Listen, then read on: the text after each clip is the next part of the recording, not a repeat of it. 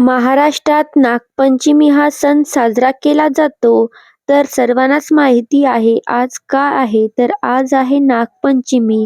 तर सर्वात आधी मी सकाळी सकाळी महादेवाचे दर्शन घेतले आणि घरी आल्यावर इथे हरभऱ्याची डाळ शिजायला घातली आहे कुकरमध्ये. डाळ शिजेपर्यंत आपण कणिक पण मळून घेऊया.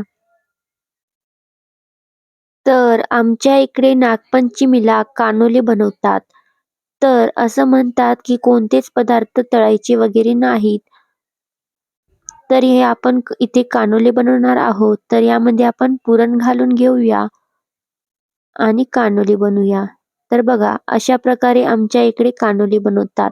बऱ्याच ठिकाणी याला वेगवेगळ्या नावाने ओळखलं जातं.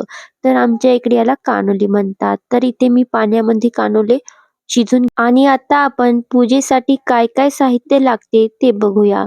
तर सर्वात आधी आपण ताटामध्ये कानोले ठेवूया. त्यानंतर इथे मी गुलाल घेतला आहे आणि अमरावती साखर घेतली आहे वाटीभर आणि लाह्या ज्वारीच्या, दूध, भगरीचा भात,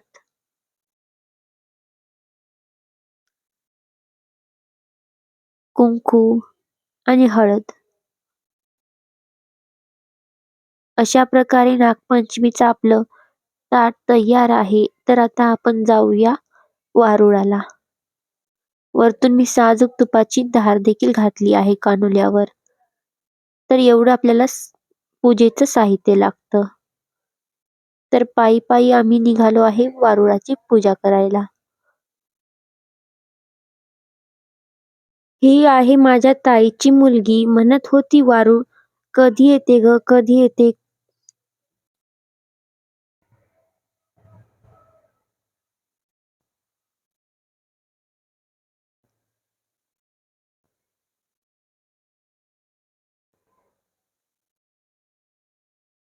तर बघा इथे तर खूपच गर्दी आहे.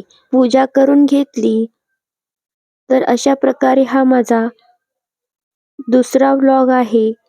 सो तुम्ही नक्की एन्जॉय करा. व्हिडिओ आवडली असेल तर व्हिडिओला लाईक करा आणि चॅनलला सबस्क्राईब करायला विसरू नका. हर हर महादेव.